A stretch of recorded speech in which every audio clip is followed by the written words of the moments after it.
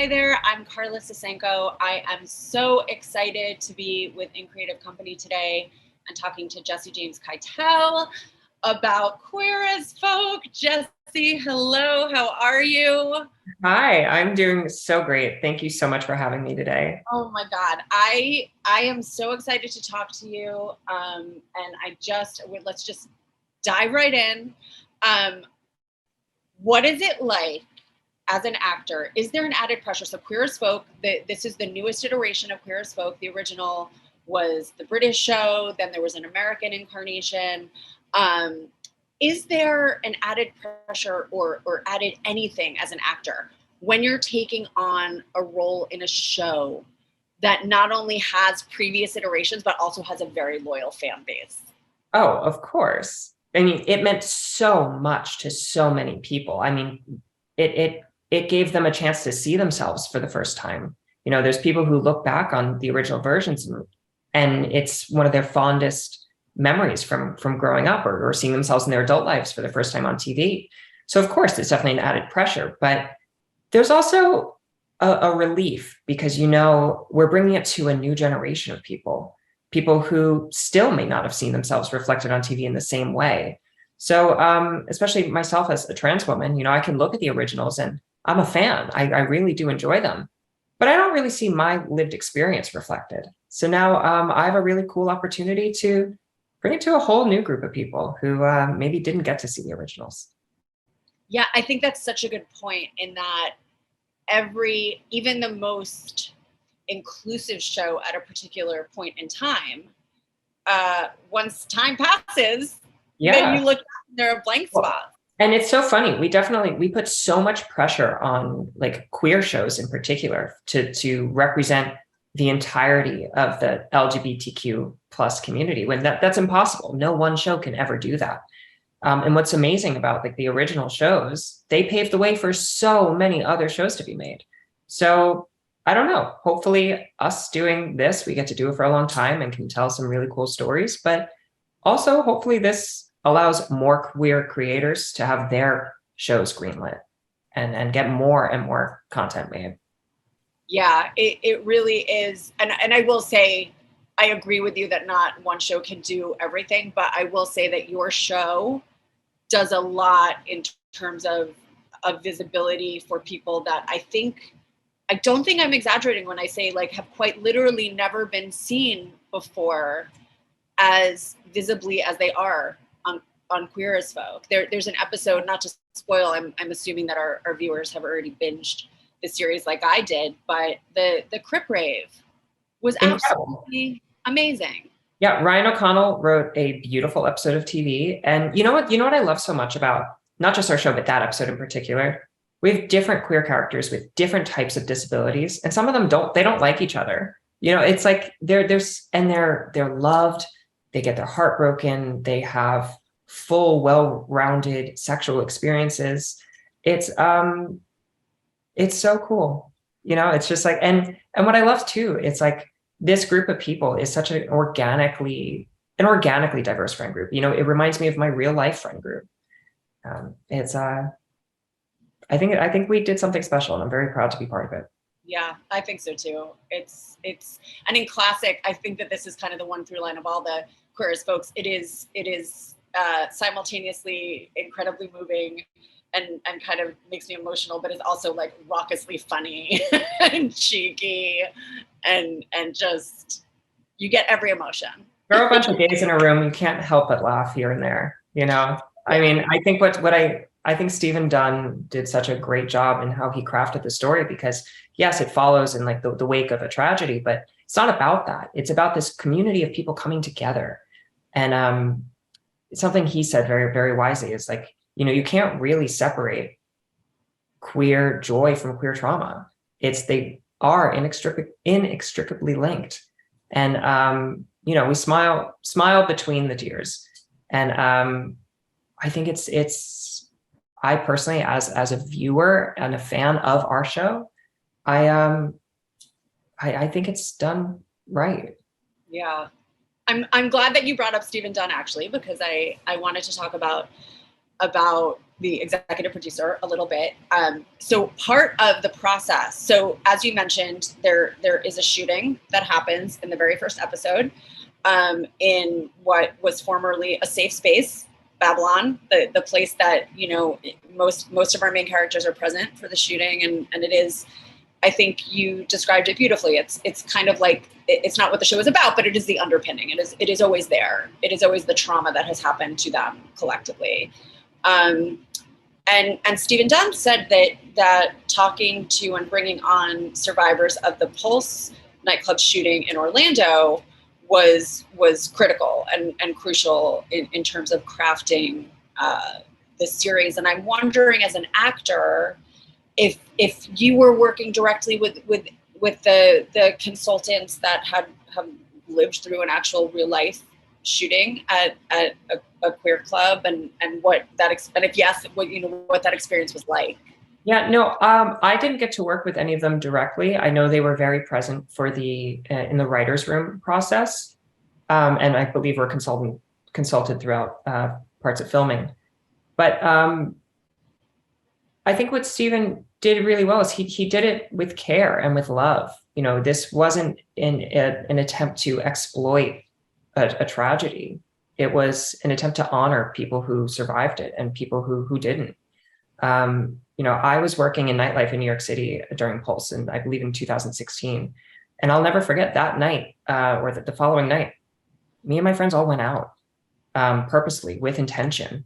And it was scary because, you know, so this heinous tragedy that I personally didn't know anyone who was a victim in just happened. But it was us collectively as a community coming together and so leaning on each other to find support. And that's what is reflective in the show. You know, the second episode follows with 6 weeks later. And it doesn't, yes, it explores how we're dealing with tragedy and how we're dealing with the trauma. And we all deal with it differently in real life and on screen. And we still have to find the moments of joy, because it's the moments of joy that gets us through it.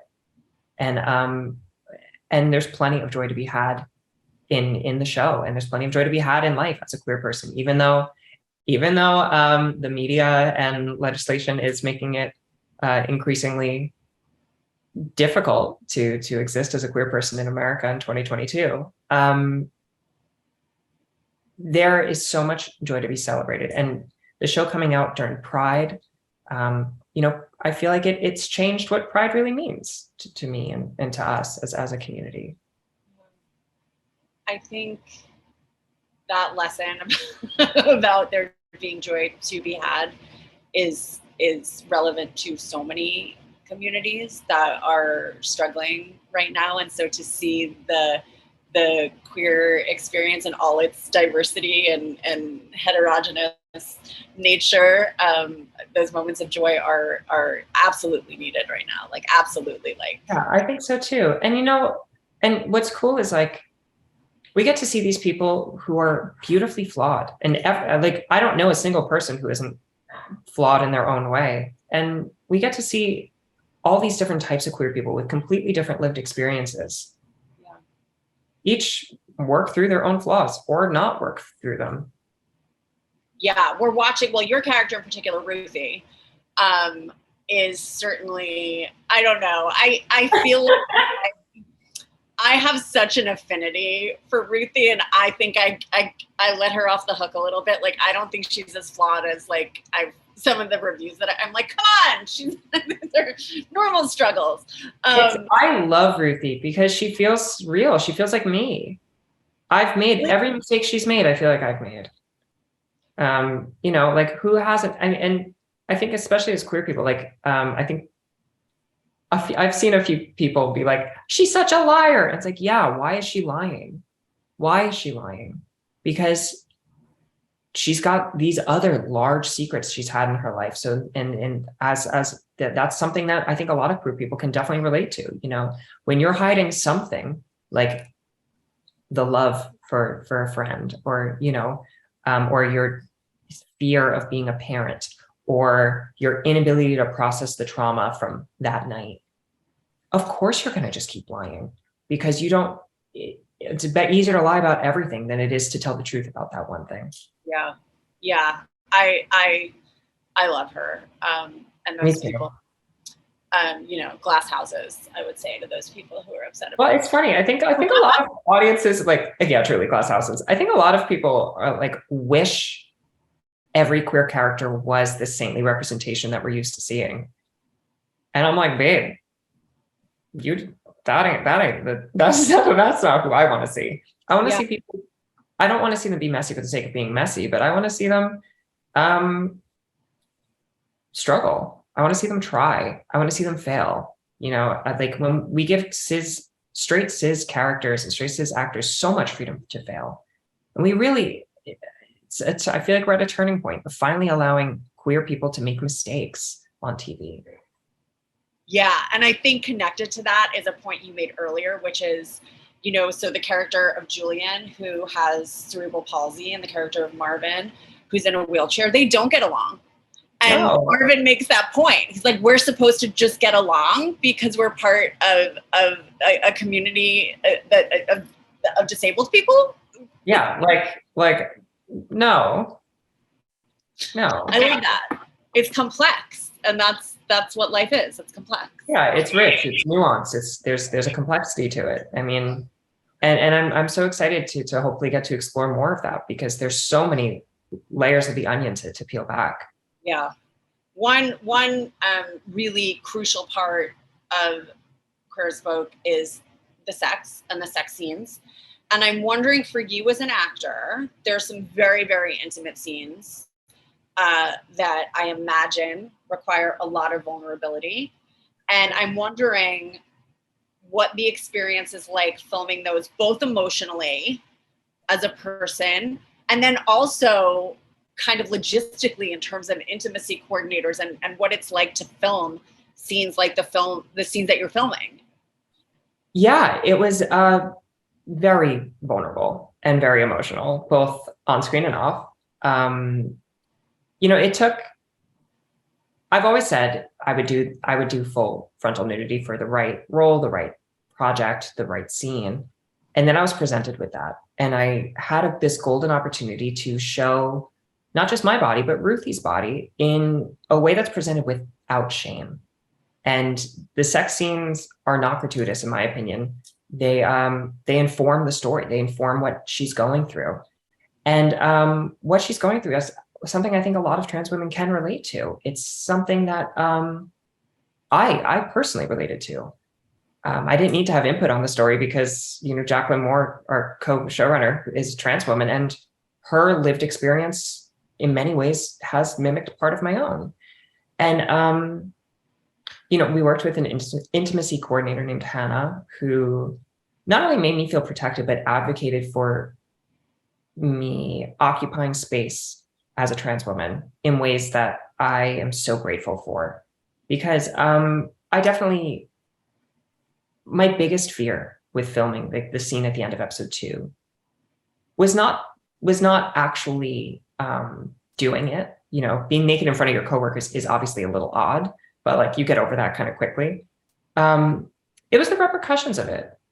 I know 20-something years ago, a lot of the actors on Queer as Folk struggled to work again. People only viewed them for their characters. They're like, I listened to an interview, I believe it was Peter Page, who said, he couldn't book a job on ABC because he was just having sex on this show. Or I don't want to put words in his mouth, but and that is things like that made me think of that. Yes, there have been so many strides in LGBT representation, and people view sex a little differently now.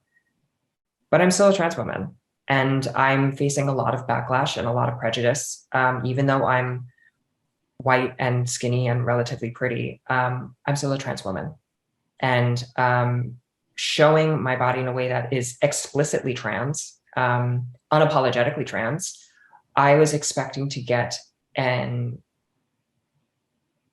unprecedented amount of hate. I was expecting to never be able to book a job again in my life. That's obviously not, I don't think that's going to be the case. Because I was like, it's not about me. It's about Ruthie. It's about it's about the community and telling stories that haven't been told. You know, that scene, I view that scene it's so emotional because she feels so disconnected from her body, you know, for the first time in years. And it's funny, exploring how she felt disconnected from her body made me feel so much more connected with my own. And maybe this is reading too much into it, but the very end of the episode, Ruthie's like about to burst into tears. And that was me having just realized what I was doing. I like stared down at my naked body and was like, not only am I doing this, it was like I broke the fourth wall for a second. I was like, not only am I doing this, but this will matter to someone. And then also thinking about that, as odd as it is to make this comparison, that scene is directly tied to her experience at Babylon a few weeks before. And it was, that was the closest it hit for me of being like, I'm still here. I'm just lucky enough to be here and be able to do what I'm doing. I have to say, as a cis straight woman, the conversation that Ruthie and Shar have when, you know, Shar is like, you know, you have this sex, it's not all about sex. The way that Ruthie explains why it is not, sex is not just sex, and how tied it all is with her and her body and her inhabitation of her body, was, to me, incredibly, I had, for as much as I think I understand and for as much as I learn every day, I had never heard something that I just all of a sudden was like, oh my God, it was a brilliant, really affecting explanation of Ruthie. Thank you. You know, I remember reading that for the first time, and that it's not 100% true to my lived experience, but there's so many things about that I'm like, the reason we're able to have this conversation right now is because we've got queer people behind the camera who they're not writing their understanding of what it means. We've got people writing the real understanding, and it makes such a profound difference. With the storytelling of it. And CG is such an amazing scene partner to work with. The two of us have so much trust for each other that filming that scene, you know, in the beginning of episode 2 where they walk in on me with a dildo in my ass, it's like, you know, like I never felt unsafe. And I think that's really special. Yeah. Let's talk about episode 6. So episode 6, Bleep, which, I mean, oh my God, I feel like we could talk for half an hour just about this episode. So Bleep, we basically get to see Ruthie before she transitioned.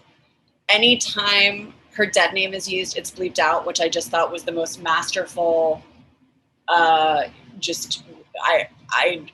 don't know how that felt as an actor, as a viewer. I was like, yup, that's yeah, it's so respectful. And you know what? Because I think cis people love to focus on the transition aspect of trans people. They're like, tell me all the surgeries you've had. Tell me all these procedures. Tell me about your coming out experience. Tell me about this. Tell me what's your dead name? What's this? And it's exploitative and inappropriate and uncalled for. So now we have not a transition story, but a journey through Ruthie's pre-transition self. And you don't need to know her dead name. You just need to see the effect it has on her, both in the past and in the present. Yeah. Because that's all that matters. That's all that matters in this moment. And really, it's an origin story for her and Brodie, and the love they have for each other. You know, there's a line, something I really love. You know, Ruthie has so much love for Shar and so much love for Brodie, and it's so obvious on screen. In episode 2, during that big monologue about transness to Shar, it takes this big monologue for Shar to see eye to eye with Ruthie. In episode 6, she doesn't have to say anything. Brodie just goes, "I see you." And it's such a different kind, not one's not better than the other. There's just a different type of love that we get to see in episode 6. I mean, it was a real roller coaster of emotions. There's a moment there's the moment on the float when Brodie uses Ruthie's dead name, which I audibly gasped. I actually got I gasped. It was so much fun to film that too. It was fun to film? Okay, so this is what I'm curious about. What was it like? Okay, first off, Bleep was not my role at first. They wanted to cast a younger actor. And I sent in a self-tape months before we filmed it, unprompted. I sent a self-tape and a love letter being like, I need to play this role. I had a wig. I did this like school uniform and everything, because I was like, this is too well written. It is too close to my heart of how much I want to do this. Finally got the green light to do it. I was ecstatic. I'd be lying if I said I didn't have a panic attack the first time I saw myself dressed up in it. I'll never forget Jacqueline Moore, the co-showrunner, walked into the hair and makeup trailer, just like, check on me and say hi. And I was just like, tears streaming down my face, and I couldn't speak. It was worth every second. I had so much fun doing it. It was such a challenge. Honestly, that was a bigger challenge for me as an actor than being naked. It was hard. It was hard to see myself like that. It was hard to remember what it was like when I was that age. I called an ex-boyfriend of mine from high school being like, you're never going to believe this feels oddly similar to conversations like I feel like we've had. It was such a gift of an experience. It really challenged me. It really pushed my boundaries and my own comfort level as an actor. Yeah, I kind of assumed that, but did not assume that you would say it was really fun. It was so fun. And let me tell you, ripping Brodie a new one on that float, the second I read that, I was like, I can't fucking wait to film that. That was one of my favorite scenes to film, because me and Devin, that was also our last scene we filmed together. Because we actually filmed episode 6 last. And so it was, he has become one of my very best friends I've ever had. And so getting to play best friends on the show has been really like so special. And then getting to rip him a new one, whoo, that felt good. Like, I love that. I wish we all got that opportunity with our best friends. Yeah, it's like, you selfish asshole. Yeah. And what's so fun about that scene too, and like why it stings so much, is then Ruthie just digs in the knife herself, and it really, I think we've all been there. I personally like to think that I'm not that person. Like, I would never weaponize something to hurt someone, but of course we all have, either intentionally or unintentionally, and they're both just so hurt, and we really see it come to a nice place. Yes. Complicated place. Yeah, agree. We won't. I mean, I think everybody has binged it at this point, but we won't spoil it just in case.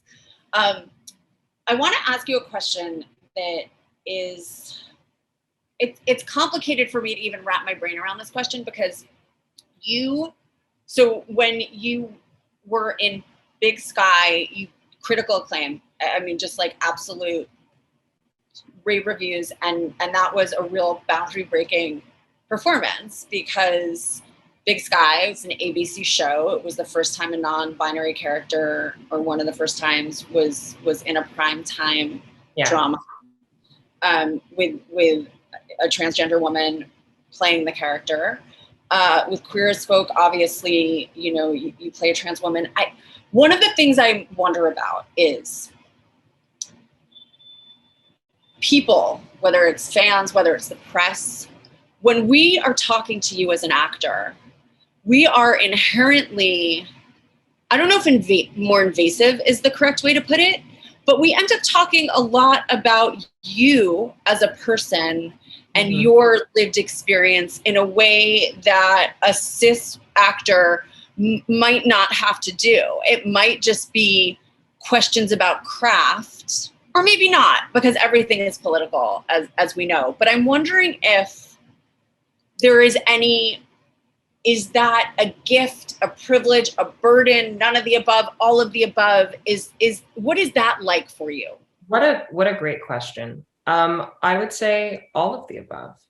I think I can only speak for myself. I am very open. I'm very honest. I wear my heart on my sleeve. I wear my queerness on my sleeve. I understand when I walk into a room, I'm occupying space. Whether I'm perceived this way or not, I am occupying space as a trans woman. And that includes being on TV. And I do feel an inherent responsibility to do, I don't want to be an advocate all the time. Sometimes I just want to be an actor. But I know, unfortunately and fortunately, my involvement is political sometimes. And I don't take that lightly for a second. I will say, going back, I believe it was with Katie Couric, Laverne Cox and Carmen Carrera, I believe it was Katie Couric, if I'm remembering this correctly, when Carmen Carrera was asked about her body, and Laverne Cox was like, this is really inappropriate. Like, we are more than just surgeries. We're more than just this. We're more than just that. And you can tell, like, that was definitely a turning point in how trans women are treated in interviews. Have I been asked invasive and disrespectful questions? Of course. Find me a woman who hasn't. I do hope I get to a place in my career where I can focus more on the role and the work. But I believe a lot of the work I've been doing, at least, is inextricably tied to my transness, to my real life lived experience. And that is a gift that I can lend, not just to my characters, but to the industry. I can say, this is bad representation. You need my help.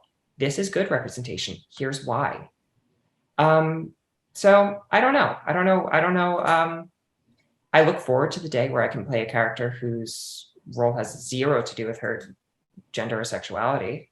Yeah.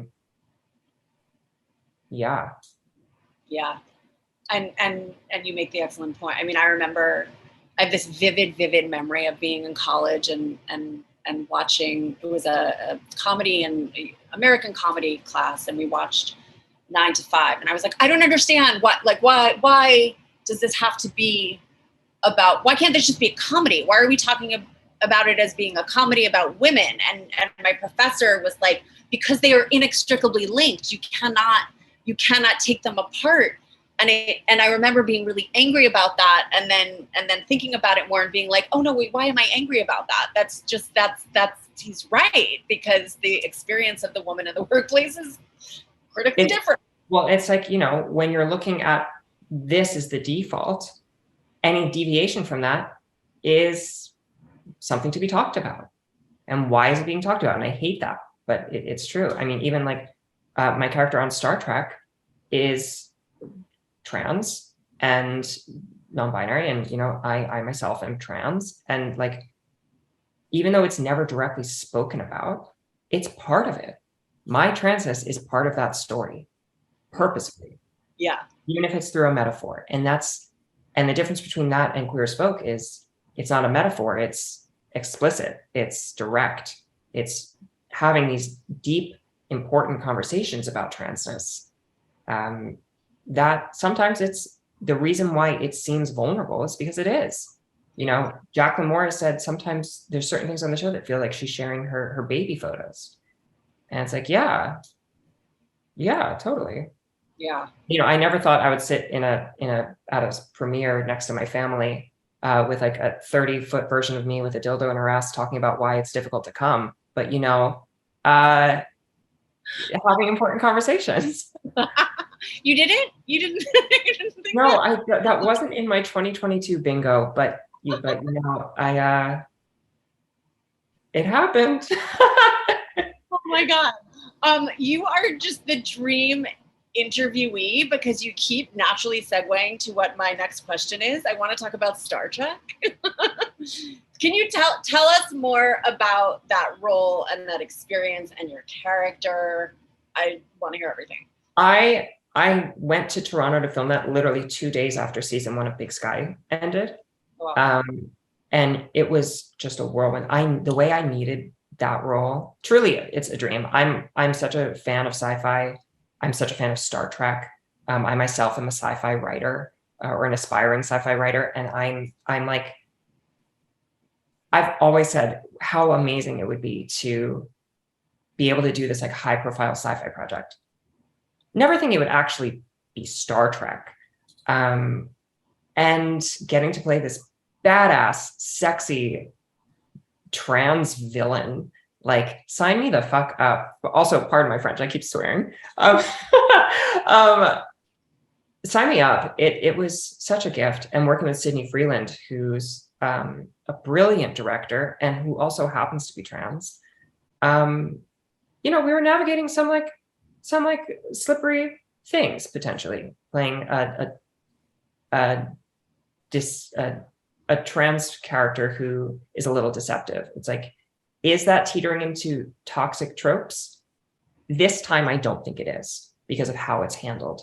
And I'm sure a lot of that is in the writing and producing, but a lot of that's also because me and Sydney were in the room.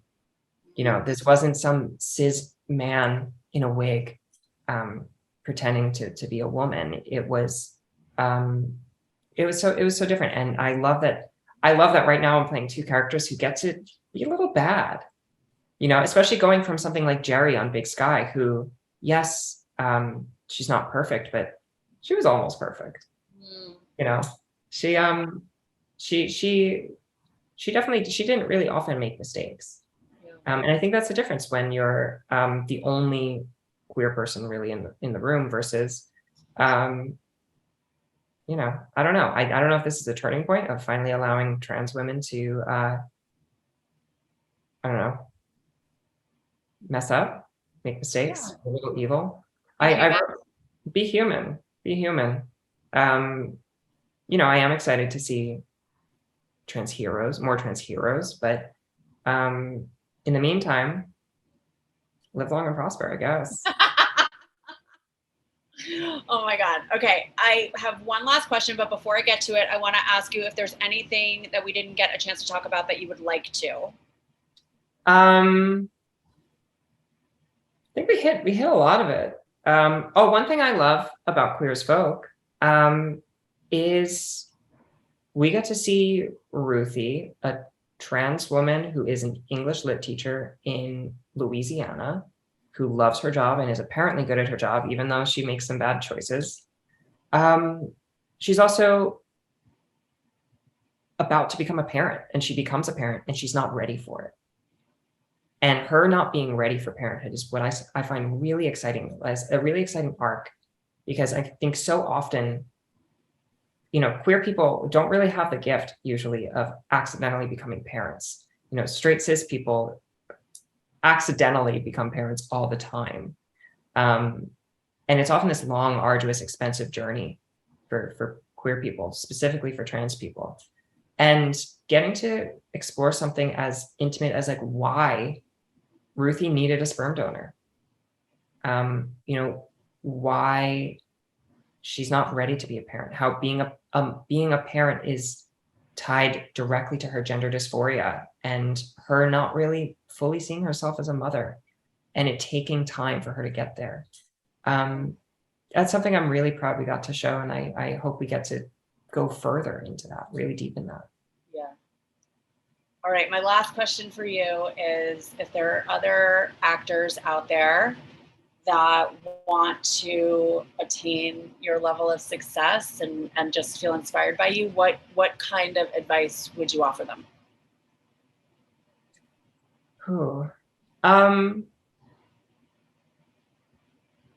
This is going to sound so cliche and corny, but truly, the industry didn't embrace me at all until I embraced myself. I definitely struggled for years going to auditions that didn't fit me, going to auditions that I knew I would never book. And it wasn't until I said, I can't do this anymore. And I became very specific. I got less auditions, but I was right for them. And there were roles that not only did I need to play, but there were roles that someone needed me to play. So my advice, as corny as it is you can only be yourself. Even though our job is to be other people, our job is to also put pieces of ourselves into these people. There is not a character in the world that doesn't have some type of humanity that you can relate to. And I will never be able to relate to someone's full lived experience that I've not lived. But what I can relate to is myself. And maybe it's because I'm a little earnest and like wear myself very proudly. But that has been a gift to my career, and I can only assume it would be a gift to others. Well, yeah, I think it is. I think you just gave everybody a gift. And birthday, Christmas, all of the above. Happy Arbor Day. Is Arbor Day coming up? Happy Arbor Day, happy Groundhog's Day, happy Valentine's Day. Jesse James Keitel, thank you so much. Everybody out there, if you have not yet watched Queer as Folk, if you have, watch it again. It is a gift. It is a real, it's a wonderful experience and an important one. So I'm Carla Sosenko. Thank you for joining in Creative Company today. We'll see you soon. Thank you.